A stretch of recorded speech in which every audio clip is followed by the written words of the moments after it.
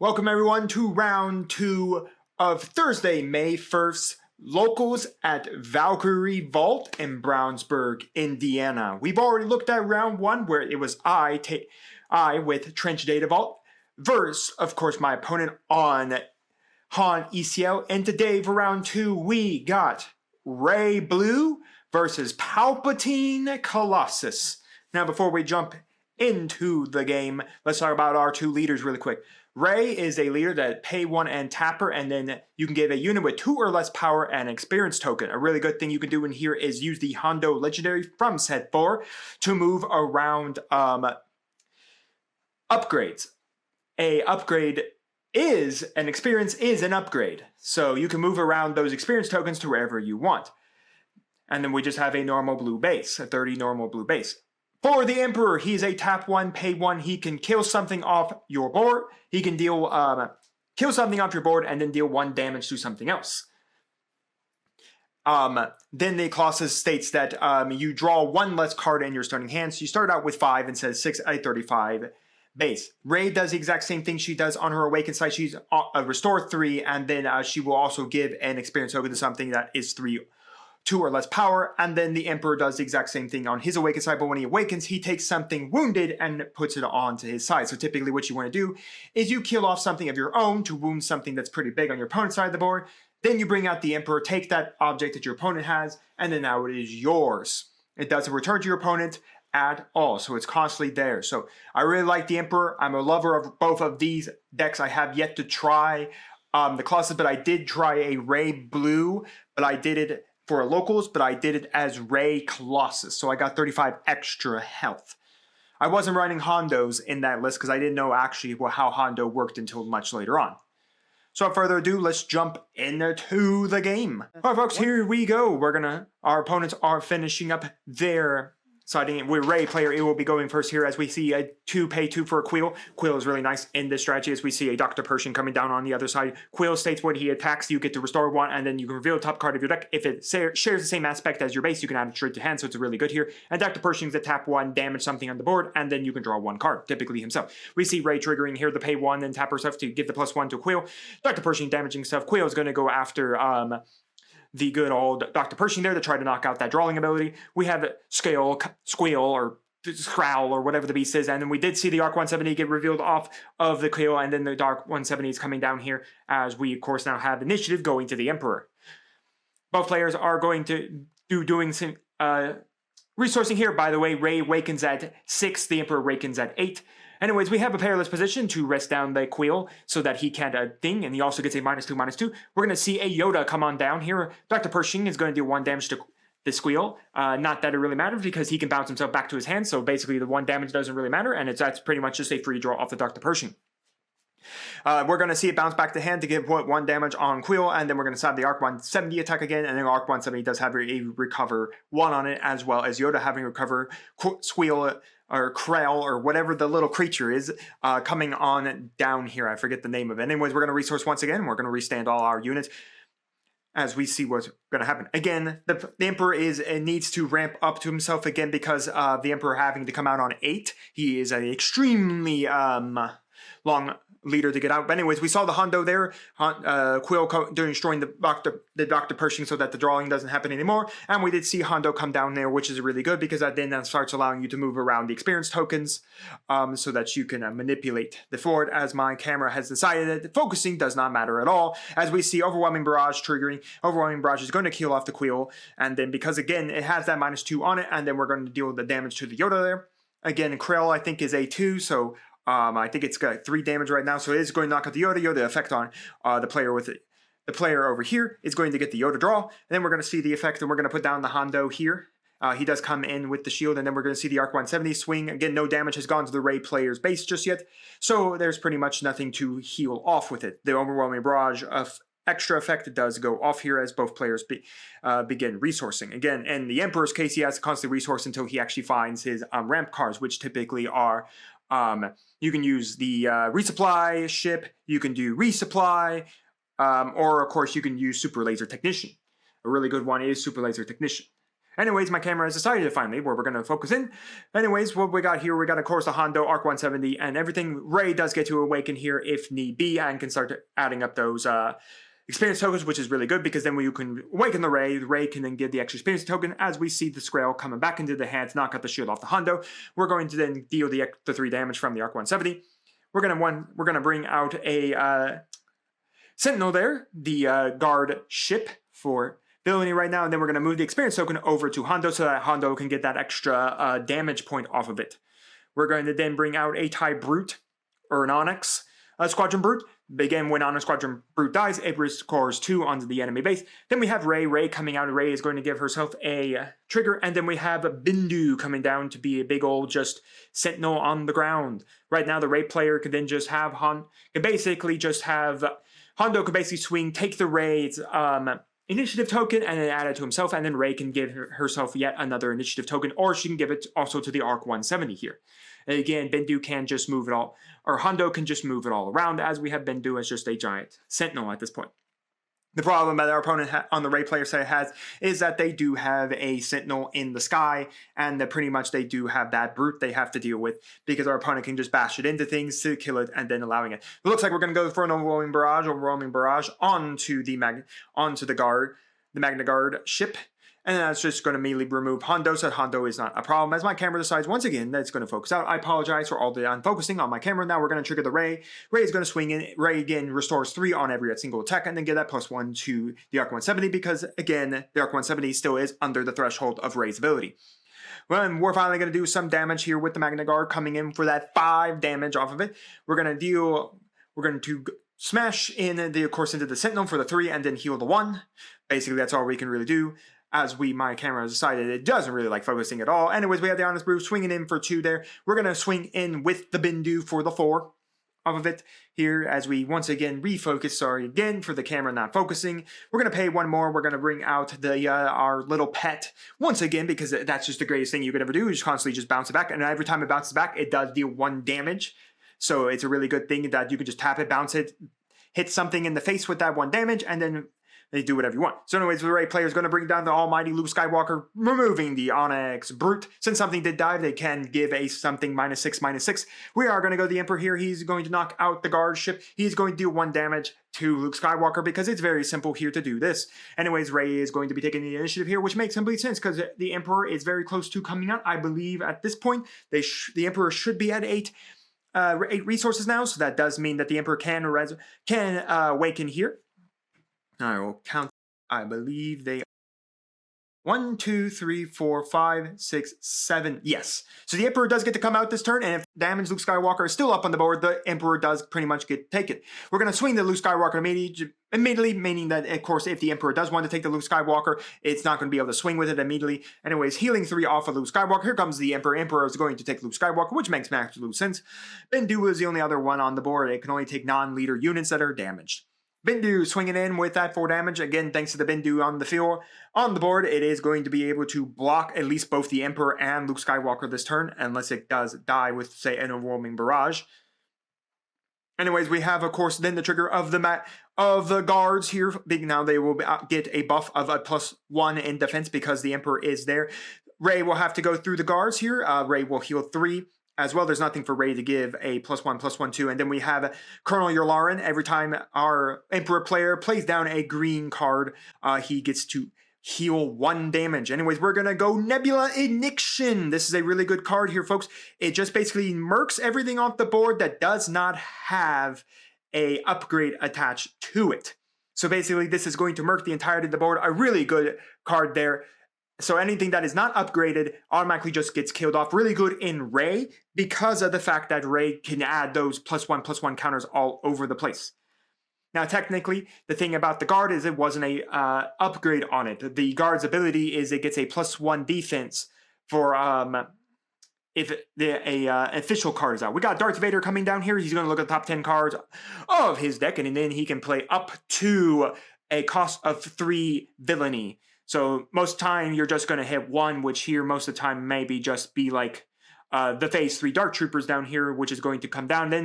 Then Darth Vader is going to knock out the Rey and then take 3 damage back for itself, removing itself from being a nuisance. We got Hondo Anaka coming down once again, bringing that shield token to himself. And it looks like our Emperor just passed because it's just thing. And then we have a takedown on Darth Vader because he was below the 5 remaining health because Rey dealt 3 damage back to it on the swing. Anyways, we're going to once again charge up some more cards here as we move into, I believe this should be round number 9, if not. See, we're glad to see both these players are still into it. It's pretty much a grind game here as we see that the Emperor deck the Emperor Leader's base only has 5 damage points left on it, while the Rey still has well over 29. Avenger here is going to come down, is going to knock out the good old Hondo immediately with its ability on play, and then we're going to immediately activate the effect of a good old Fail the Dragon. The phase 3 Dark Trooper comes in, swings in for the attack, deals 3 damage. We got another Bindu coming down to the board. We're going to resource one more here, looks like from the Rey player. It looks like, yes, we are going to resource one more. We're going to just make our hand as big as possible. That phase 3 Dark Trooper is going to be basically get killed off here, unless we got a Lord Vader coming down once again. We're going to look at the top 10 cards, and we're going to grab up to villainy cards, up to anything with a cost of 3 or less added together. Typically, like I said, that is just basically one card, as we have another phase 3 Dark Trooper coming down to the board here. Again, Lord Vader will be swinging in, but unfortunately Lord Vader is not powerful enough to actually kill off Bindu. Then we're going to trigger here Vigilance. Vigilance is going to knock out one of the phase 3 Dark Troopers, and then is going to give a shield token to Bindu, but Bindu doesn't matter. When you have a takedown, Bindu was at 5 or less health remaining. We have the Juggernaut. The Cargo Juggernaut does allow to come down, does have shielded. If you did have another blue unit, it does heal the base 4/4. Unfortunately, the Rey player did not have anything, and I think both players have well over-resourced most of their deck here. Anyways, we have phase 3 Dark Trooper coming down, swinging at the base here, and not swinging into the Cargo Juggernaut. We have the good old Village Protectors coming down with a shield. That means that Vader wants to go in there. He's going to have to go against the Village Protector and take the 2 damage there. Won't kill him off because he's only got 4 damage. We got the Corvus over there in the space. We're going to have another Vigilance. We're going to knock out the thing, and then we're going to have our opponent mill 6 here. We're going to mill an Avenger, Dr. Pershing. It looked to be Power of the Dark Side, and I didn't see the other 2, and I believe that was an Iden in there as well. So nonetheless, those are some really good hits. As we have the guard coming down, there is no official on the board, so it does not get the +1 to its defense here. So anyways, it looks like we're going to go with, we're just going to pretty much, I think, end up this game here pretty much. There was some conversation. It looks like the fact that, we have the Juggernaut about to basically finish up the game here, that maybe there's not really a point to bringing out the guards here, just because there's not really much of a point. We're going to immediately go down to Overwhelming Barrage. We're going to knock out both the shields. That's all we can really do with the Overwhelming Barrage. Is my camera now 100% has decided it can't even figure out how to focus at all. Anyways, we're just going to then bash the Cargo Juggernaut into, of course, the base, leaving it on 1 singular health left.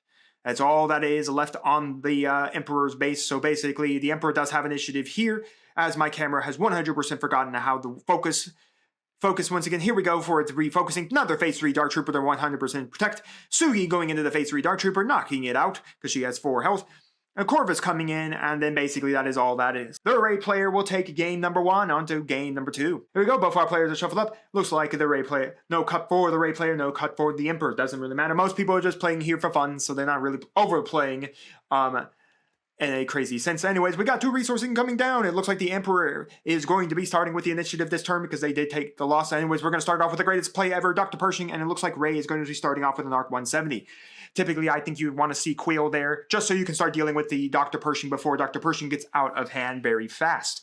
As we saw with the pet, dealing a damage to the pet so that then you can bounce the pet back to the hand. Basically just negate the entirety of the damage. It looks like Dr. Pershing is just going to damage himself. But then we have a Concord Dawn coming down into the space arena, which is really good because Concord Dawn gets a +3 when defending, but is under that threshold for Rey's effect. Anyways, we're going to go swinging with the Arc 170 to deal 2 damage. We do have a V-Wing on the Emperor's side of the board, allowing it to draw 1 card. We got the pet here as well. So once again, we have it. Once again, we do have that good combination. The Rey player is going to take the initiative here as we start out on the 4th resourcing turn here for both of these players. Once again, Rey comes out on 6. The Emperor comes out on 8. Typically, the Emperor does want to ramp pretty fast so that it can get out there pretty quickly. Again, not really so much you want to bring them out quickly, because the aspect is you do want to utilize the Emperor's wind deployment effect to steal one of your opponent's guys. So anyways, Concord is going to take 1 damage here by killing off the V-Wing. We are going to do the damaging effect of Dr. Pershing on the pet so that we can draw that 1 extra card. We're once again going to swing with the Arc 170 to deal that 2 extra damage. We're now at 5 damage. Or 4 damage. No, we should be at 4 or 5 damage off of the base. Here, as we see Sugi coming down from the resources as a good old just play. Finally being able to deal maybe some of that ground damage so that we can knock out Dr. Pershing, as Dr. Pershing only has 4 health left and Sugi can deal 4 damage. Once again, I 100% apologize that we have such a blurry camera.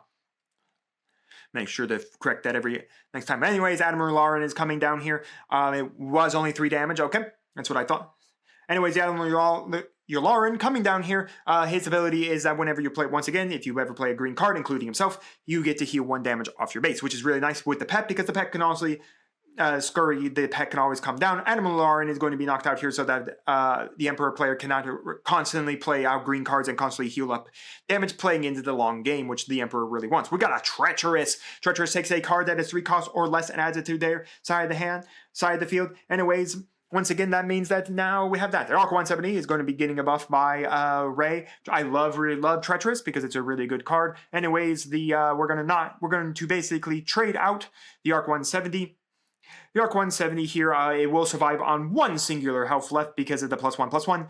We have Dr. Pershing dealing another damage to our noxious pet. And then we're going to bring out Hondo to then do this. But the pet is going to bounce right back to the hand because, again, we're just going to knock out the shield off the Hondo there. Really good thing that the Rey player does not have Hondo triggering all over the place. Anyways, once again, we're going to start resourcing here. The Rey player is a 1 away from officially being able to awaken here. And I do really like that we have both these strategies. They're both very unique strategies. They're both kind of in a control strategy. I think the Emperor has a much better late game than most other decks, because then you can play stuff like you have Devastators, you have Avengers, you have the Relentless, you have all the really good late game big ships here for the late game. As we see a Super Laser Technician coming down onto the board here. All right, and then we're going to bring down a Bendu to guard up the board here for a little bit. So again, Bendu coming down on the 6. Yes, I believe Bendu's either a 5 or a 6 nonetheless. Let me actually check here. Looks like 1, 2, 3, 4. Okay, so it is. They're on their 5 turn. Looks like the Emperor player is going to burn all the there are 2 remaining resources to once more. It looks like we got Power of the Dark Side. Well, no, they must be at 6 because Super Laser Technician's at 3 and the yes, okay, they actually are at 6. So anyways, we're gonna utilize, of course, Rey coming down to deal that damage and then heal the 3 off the base. So what I like about Rey, especially in this matchup, is that while the Emperor is a late game deck, the problem is for most, I think the Emperor definitely has the better matchup here in the late game, but the Rey deck is a lot more of just a mid-range like control strategy. Basically meaning that it's going to survive very long into the game because of the constant healing. Now again, like I said, the Emperor does have much better late game because it has much better, bigger ships, as we now, of course, are going to resource 1 more here, allowing, of course, the Emperor now to awaken. Bendu is now no longer on the side of the good. We have Nebula, Ignition. Hondo is the only one that's going to be knocked out, but again, the Emperor also has to go because he is no longer upgraded. He did not have an upgrade on him as well. Really good card there, just if you know your opponent, especially for an opponent that has to come out so late on their awakening state. And it is not a bad trigger to go for the Nebula Ignition here.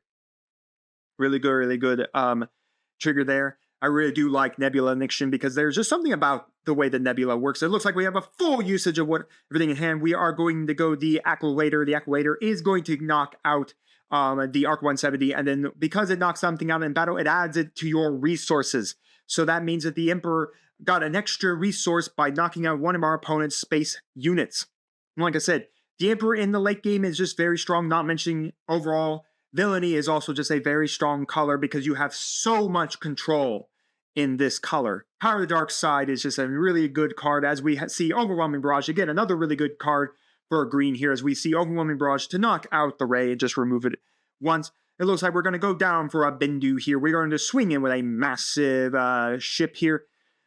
The Acclamator, which is going to swing in for that whole 9 damage. And like I said, I think in the end, the Emperor just has a better late game than Rey does. Nothing against Rey, but the problem is Rey only has, for its control aspect, it's only got the Dragon and Nebula Ignition, takedown, or direct hit and takedown. So, I mean, those are really only its cards for like a late game push. So we have 2 Village Protectors here protecting up the ground. Not that's going to have help with the Acclamator class cruiser into the sky, as we see another Concordon come down as we have a Corvus in the sky. I believe our opponent does have a Iden in their hand. The Emperor player should have an Iden in their hand if we've been spying it enough. We're just going to go straight into Iden on the ground. What's really nice is that Corvus can then just take the Iden. So Iden's going to then give that a shield, so that's really nice there. So there's not pretty much we can really do here. We have a Corvus now with an Iden on a shield, and we have the Acclamator. The Acclamator can knock out the Concordant and could attempt to add it as a resource, pushing the Emperor's resources again to a massive amount of things. Once again, then the Emperor has quite a lot of nice things. The Concordant is just going to knock out the shield off of the Corvus, but there's not really much else they can do. The Acclamator is too big, as well as the Corvus is too big, and then as they showed there, they did have the Devastator to start dealing mass damage everywhere. Like I said, the Emperor is really good in the late game because of those big class ships. So we have a 2-2, and we're going to be going on to game number 3.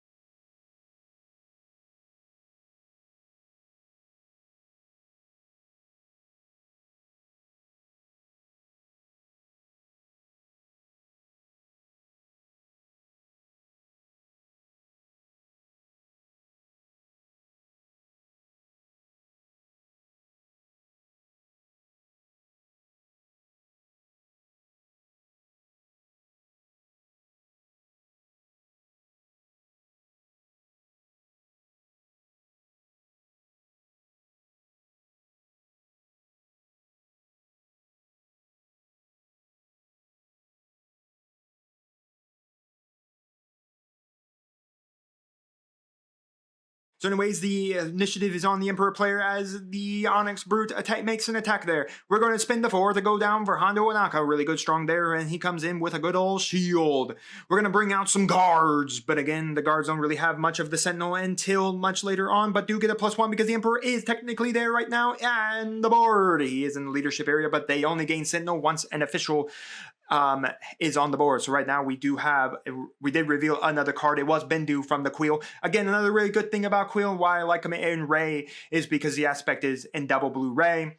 Or Rey Blue is really nice because the 𝐒𝐓 just gets you so many cards and just gets you a strong advantage going, because of the fact is that it constantly just reveals the top card over and over and over. We also have Hondo here, which is pretty interesting because we could easily go the Hondo to add on to that extra 1 energy here.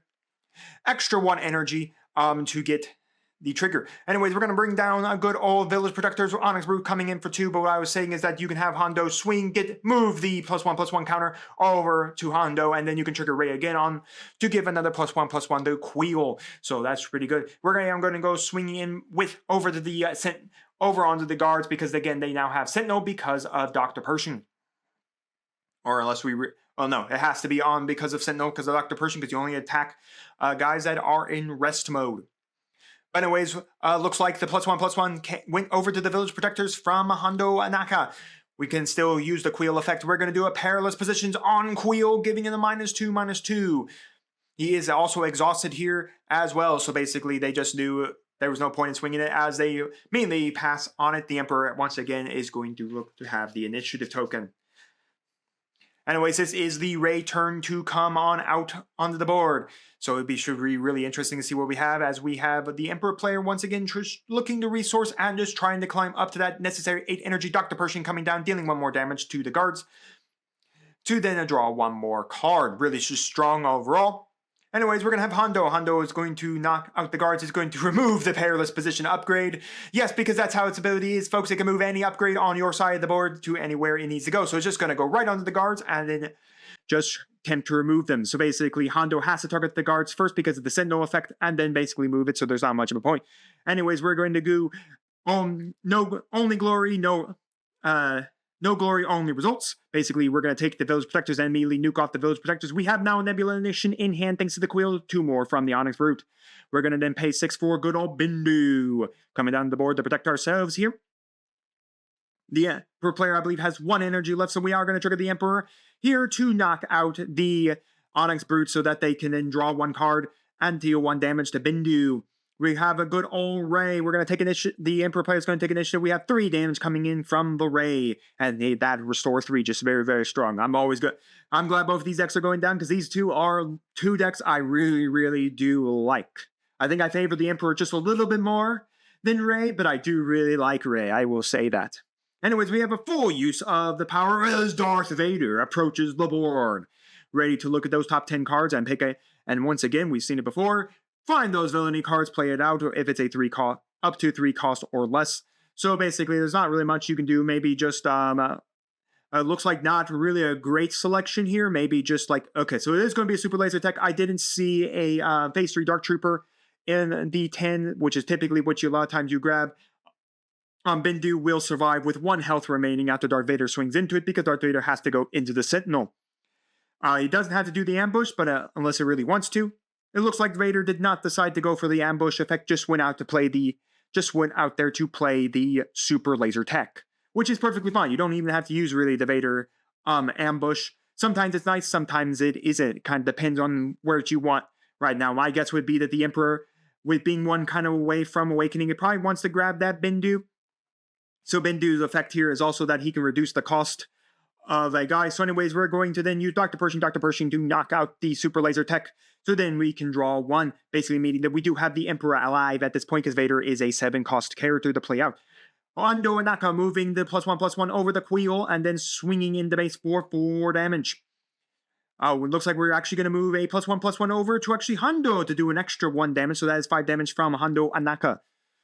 The Emperor can, of course, come out here if so wishes to then grab Bindu and then have that. Looks like we are going to go the Emperor effect. We're just deciding on what we actually want to kill off with the Emperor here.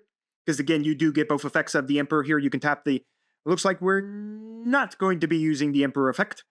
It looks like our players are kind of discussing some stuff about the board state here. Again, we know that our Rey player does have a Nebula Ignition. That is why our Emperor player is more concerned about, is bringing out and immediately get Nebula Ignition to death. Now, this isn't great because the Rey player can still... Well, at this point, Rey would die, but again, Rey just being able to come out. So the Emperor is going to pay the 1, kill off Dr. Pershing, draw 1, deal 1 damage to Hondo Anaka. Because again, if Hondo is stolen, he does get to come in with that +1/+1 on him, which would mean he'd have an upgrade. Nebula Ignition would ignore him. Quill reveals a really good card there in, of course, Rival's Fall, which again had 2 cards in our Rey player's hand that automatically can just murk out the Emperor. We do have the reveal of the Nebula Ignition just to show our opponent, hey, look, we do have this Nebula Ignition in hand. Now, again, the question here is, do you just Nebula Ignition to remove the Emperor's attack? And just to ensure he doesn't get the +1 draw, but it will also murk your Rey at this point, because the Rey does not have any ability or trigger right now, or protection. So anyways, we are going to go down the big old Zillow Beast, a really cool card here. It basically heals itself a bunch of damage at the end. The regrouping phase is really nice. So anyways, Rey is going to then swing. It's going to get the +1 on her to herself and heal that 3 damage. As you can see here, we are now entering the end game as the Emperor side now has a ton, and I mean a ton of active energy. So it looks like they are playing Vigilance in this deck as well, which is actually really good. A good strategy against blue, as well as the Relentless is an annoying card for blue to deal with, especially because in this case, when so much of blue is removing stuff and killing things, we're going to have a perilous position on the Zillow Beast so that the Zillow Beast doesn't get to swing here. We got a Bindu allowing once again his trigger line to reduce the cost of the next card you play, I believe, as long as it's not heroic. So that means you can reduce the cost of just blue. You can't reduce the cost of blue of just heroic cards. So it's really nice there for Bindu on the swing. Again, Bindu is double blue.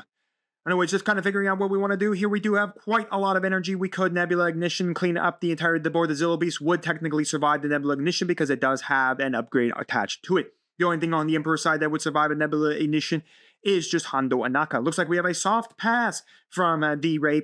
Oh no, sorry. Right. They swung with the Bindu. the Rey player. So anyways, we have a 6-costed Vigilance.